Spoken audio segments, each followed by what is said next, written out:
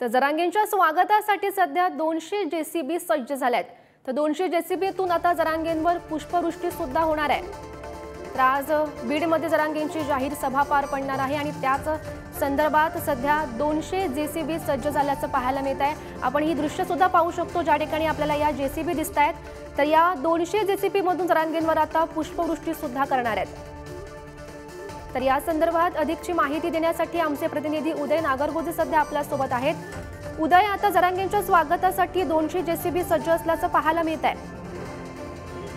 नक्कीच बीडमध्ये जरांगे पाटील यांच्या सभेपूर्वी डॉक्टर बाबासाहेब आंबेडकर यांच्या पुतळ्याला अभिवादन करून रॅली सुरू होणार असून बीडमधील सुभाष रोड मार्गे ही रॅली बार्शी नाका येथे जाणार आहे। त्या ठिकाणी देखील मुस्लिम समाज बांधवांकडून भव्य असे स्वागत केले जाणार आहे। आपण या ठिकाणी बघू शकतो रस्त्यावर रांगोळी करण्यात आल्या असून ठिकठिकाणी कमानी उभारण्यात आल्या आहेत। शहरात सर्वत्र भगवे ध्वज लावण्यात आले असून शहराला भगवे स्वरूप प्राप्त झाले आहे। तसेच ज्या ठिकाणी जेसीबी उभा आहे त्या ठिकाणी समर्थक देखील मोठ्या संख्येने उभे असून जरांगे पाटील यांचं अभूतपूर्व असं स्वागत बीडमधील सकल मराठा बांधवांच्या वतीने केले जाणार आहे।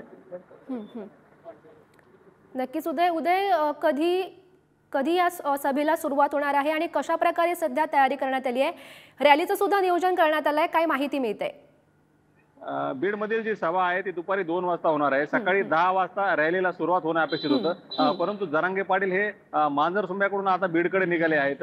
या ठिकाणी दाखल झाल्यानंतर प्रथम ते डॉक्टर बाबासाहेब आंबेडकर यांच्या पुतळ्याजवळ पोहोचणार असून तेथून रॅलीला प्रारंभ होणार असून मग शहरातील सुभाष रोड मार्गे बार्शी नाका आणि बार्शी नाक्यावरून पाटील मैदान ज्या ठिकाणी सभा आयोजित केली आहे त्या ठिकाणी हे पोहोचणार, जरांगे पाटील पोहोचणार आहेत।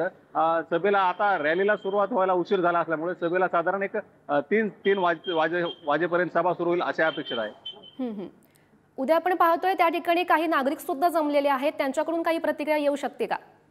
नक्कीच आपण त्यांचे संवाद साधूया। काय नेमकं सांगाल, मराठा समाज बांधवांची कशी भावना आहे आणि जरांगे पाटलांच्या स्वागतासाठी आज तुम्ही कसे सज्ज झालाय? आपल्या बीडमध्ये जरांगे पाटलाची 2 वाजता सभा होती आणि हा मराठ्यांचा खूप ज्वलंत प्रश्न आहे आणि महाराष्ट्रातून या सभेला लोक गर्दी खूप जमा होणार आहे आणि मराठा या सभेमुळं किंवा या संघटनेमुळं जरांगे पाटील ही महाराष्ट्राची गळ्यातली ताईत बनली। नक्कीच मराठा समाजाला आरक्षण कशा स्वरूपाने गरजेचं आहे आणि काय सरकार विलंब लावतंय, काय सांगाल? मला आपल्या चॅनलच्या माध्यमातून तुमचं खरंच अभिनंदन करावं सुरुवातीला वाटतं आणि या ठिकाणी बीड जिल्ह्यातला एक तरुण शेतकरी आहे मी आणि मराठा समाजाला आरक्षण का असं वाटतं हा प्रश्न तुमचा आहे। तर मला एक म्हणायचं आहे, मराठा समाज हा लढाव्या समाज आहे। ज्या टायमाला देण्याची दानत होती त्या टायमाला मराठा समाजाने सगळ्या भावंडाला बारक्या समाजाला दान दिल्यासारखं जे महागन त्याला कुठे विरोध केला नाही।